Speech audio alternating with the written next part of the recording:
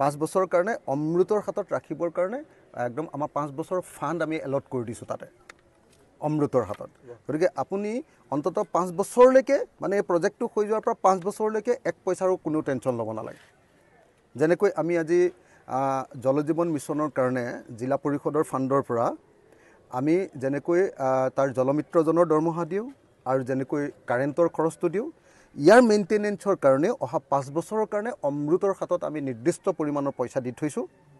আৰু তেওঁলোকে অহা 5 বছৰলৈ সেইটো মেইনটেইন কৰিব 5 বছৰ পাছত কি হ'ব তাৰ কাৰণে আকৌ ভাবিব লাগিব এতিয়ালৈকে ডিপাৰ্টমেণ্টৰ সেই যিবিলাক গাইডলাইন আছে মই এতিয়ালৈকে সকলোবিলাক পঢ়া নাই কিন্তু মই অন্ততঃ বিধায়ক হিচাপে আপোনালোকক ক'ব পাৰোঁ যে যেহেতু মই সদায় জনতাৰ পক্ষত থাকি জনতাক বিনামূলীয়া পানীৰ কাৰণে সদায় আন্দোলন কৰোঁ মাত মাতোঁ গতিকে আমি ডিপাৰ্টমেণ্টৰ লগত লগ লাগি যি আটাইতকৈ সহজ যিটো ব্যৱস্থা আছে চৰকাৰীভাৱে সেই ব্যৱস্থা আমি প্ৰৱৰ্তন কৰিম আমাৰ শিৱসাগৰ নগৰৰ খোৱা পানী যোগানটো বহুত সমস্যাত আছে আমি 1970 চনৰ এটা প্ৰজেক্টৰ পৰা ফুকন নগৰৰ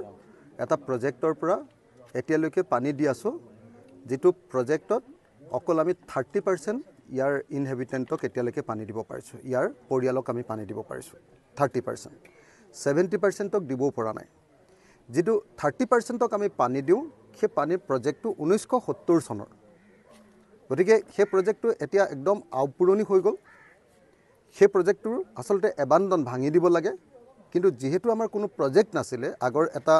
NLCPR বনোৱা এই যেটো নতুন প্লান আৰবান আমাৰ ৱাটাৰ সাপ্লাই স্কিম গোলাঘাট যেটো কি কয় শিৱসাগৰ যেটো হেতু আমি এবাৰ নতুনকৈ বনাবলৈ ঠিক কৰিলো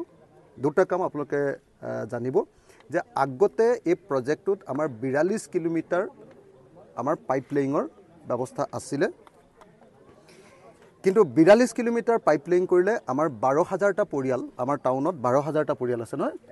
প্ৰায় 12000টা পৰিয়াল 12000টা পৰিয়ালে পানী নাপায়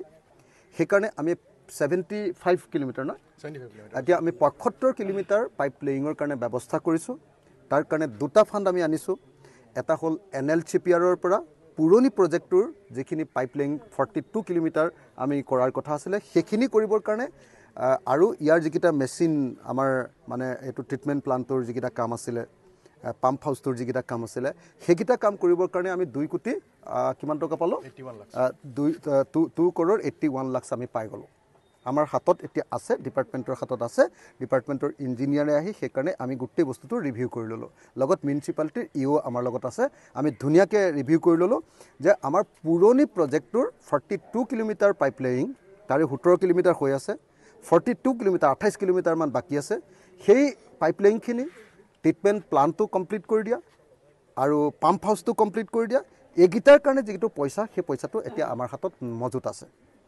তাৰ উপৰিও নগৰখনত আৰু বহুত এলেকা থাকি যাব যেহেতু পানী পাবৰ কাৰণে সেইকাৰণে আমি নতুনকে অমৃতৰ পৰা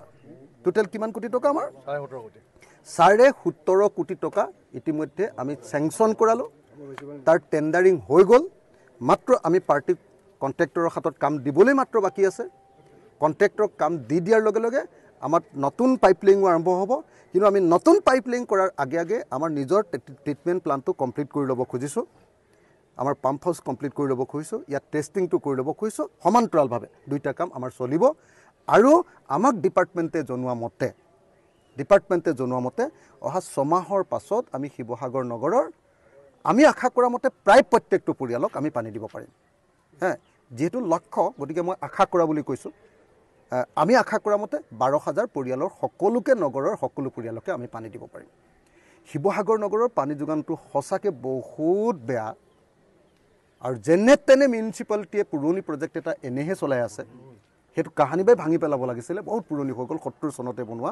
এটো 30 বছৰ থাকে এতিয়া আমাৰ 50 বছৰ হৈ গল নহয় জানো এখন মানে শেষ হৈ গল তাৰ পাছতো আমি সেই প্ৰজেক্টটো আকৌ ৰিনোভেট কৰিবলৈ লৈছো যাতে হেতু চলাই থাককচোন প্যাৰেলালি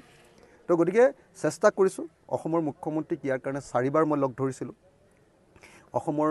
আমাৰ অশোক সিংঘাল ডাঙৰীয়াক তেখেতক মই 3 বাৰ মান এই প্ৰজেক্টৰ কাৰণে লগ ধৰিছিলো আৰু অসমৰ মুখ্যমন্ত্ৰীয়ে সৰ্বশেষত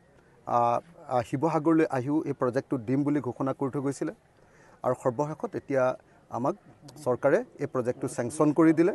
গতিকে এই মুহূৰ্তত মই আপোনালোকক বিধায়ক হিচাপে জনাব খুজিছো যে অহা 6 মাহৰ ভিতৰত ডিপাৰ্টমেণ্টে লক্ষ্য নিৰ্ধাৰণ কৰি দিয়া অনুসৰি আমি শিৱসাগৰ মানুহক পানী দিবলৈ চেষ্টা কৰিম তাৰ ভিতৰতো নিশ্চয় চ্যালেঞ্জ থাকিব প্ৰত্যাহ্বান থাকিব সমস্যা থাকিব সেইবিলাক আমি সমাধান কৰিবলৈ চেষ্টা কৰিম তাৰ কাৰণে আমাৰ এটা মেকানিজম আমি তৈয়াৰ কৰিছোঁ মেকানিজমটো হ'ল যে আমাৰ ডিপাৰ্টমেণ্ট তাৰপাছত আমাৰ মিউনিচিপালিটি তাৰপাছত আমাৰ মই নিজে তাৰপাছত আমাৰ PWD ডিপাৰ্টমেণ্ট আৰু তাৰপাছত আমাৰ AGCL গেছ কোম্পানী যিটো এই 5টা পাৰ্টিয়ে আমি প্ৰত্যেক মাহৰ এটা নিৰ্দিষ্ট তাৰিখত গোটেই প্ৰজেক্টৰ কামকাজ ৰিভিউ কৰিম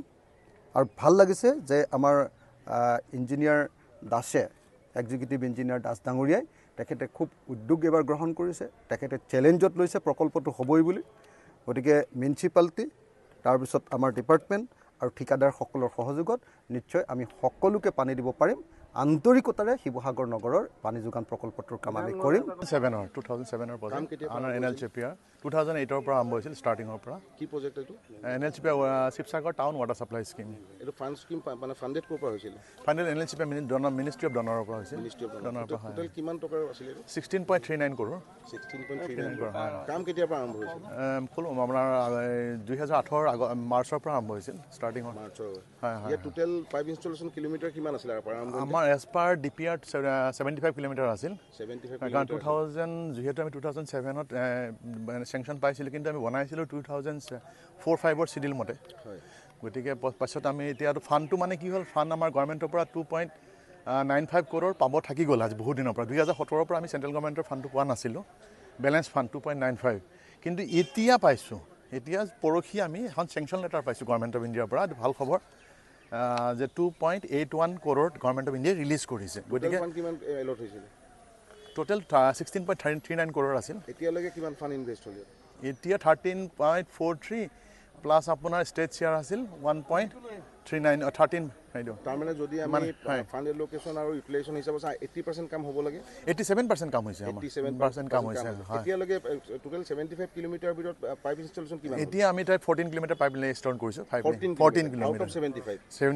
75 ৰ ভিতৰত কাৰণ আমাৰ এইটো এতিয়া 75 আমি 75 নকৰোঁ আমি কৰিম এতিয়া 41 কিলোমিটাৰ কাৰণ পাইপ এস্কেলেশ্যন হৈ গ'লতো অলৰেডি তেতিয়াৰ দিনত কৰিলেহে আমাৰ হেৰি কথা আছিল গতিকে এতিয়া আমি 41 কিলো কৰি বাকীখিনি ৰিমেইনিং যিটো থাকিব ৰিমেইনিং আমাৰ আচলতে কম কৰিব লাগে কিন্তু আমি ৰিমেইনিং এতিয়া 46 কিলোমিটাৰ আমি আকৌ অমৃতৰ পৰা কৰিম হাউচিং এণ্ড আৰবান এফেয়াৰ্ছৰ পৰা এতিয়া যদি 41 কিলোমিটাৰ আপোনালোকে নতুন এছেছমেণ্টত ধৰিছে পাইপ ইনষ্টলেশ্যন তাৰ যদি অকল 14 কিলোমিটাৰ হৈছে তেতিয়াহ'লে 50%ও কাম হোৱা নাই এতিয়া পাইপ কিনি থোৱা আছে খালি বহুৱাব বাকী আছে এতিয়া আপোনালোকৰ টেকনিকেলি এই প্ৰজেক্টটো কেতিয়ালৈকে শেষ হোৱাৰ সম্ভাৱনা আছে ছমাহৰ ভিতৰত আমি কথা পাতিছোঁ আমাৰ মাননীয় বিধায়ক মহোদয় ছাৰৰ লগতে আমি অহা ছমাহৰ ভিতৰত NLCPR পাৰ্টটো 2008 চনৰ পৰা পইচাটো নহয় পইচাটো পোৱা নাছিলোঁ যে গভৰ্ণমেণ্ট অফ ইণ্ডিয়াই পইচাটো আজি যোৱাকালিহে আমি পৰহি চেংচন লেটাৰ পাইছোঁ 2.80 এতিয়া আপোনালোকে টেকনিকেলি এইটো গেৰাণ্টি দিব পাৰিব নে যে 2008 চনৰ পৰা এতিয়ালৈকে 14 কিলোমিটাৰ পাইপ যে ইনষ্টল হ'ল সেইখিনি ডেমেজ হোৱা নাই নাই সেইখিনি আমি 19তে আমি লে কৰিছোঁ যোৱা 19তে লে কৰিছোঁ 2019ত লে কৰিছোঁ গতিকে আৰু DI পাইপ ডাক্টাৰ আইৰণ পাইপ সেইটোতো ডেমেজ কথাই নাহে এতিয়া আপুনি 30 ইয়াৰ্ছ এতিয়া আপুনি ফাইনেলি কক অফিচিয়েল এছেছমেণ্টত কমপ্লিটেশ্যন কেতিয়া হ'ব অফিচিয়েলত আমাৰ 6 মাহৰ ভিতৰত আমি টাৰ্গেট লৈছোঁ 41 কিলোমিটাৰটো আমি কমপ্লিট কৰি পেলাই পানীখিনি দিয়াৰ ব্যৱস্থা কৰিম ৰাইজক এটলিষ্ট NLCPR পাৰ্টটো তাৰমানে উইদিন দিছ ইয়াৰ হয় হ'ব লাগে আমি চেষ্টা কৰিম বিধায়ক মহোদয় আমাৰ হেৰিৰ লগত আমি হেৰি কৰি আপ্ৰাণ চেষ্টা কৰিম যে 6 মাহৰ ভিতৰত ৰাইজক যাতে পানীটো আমি দিব পাৰোঁ শিৱসাগৰ থেংক ইউ ধন্যবাদ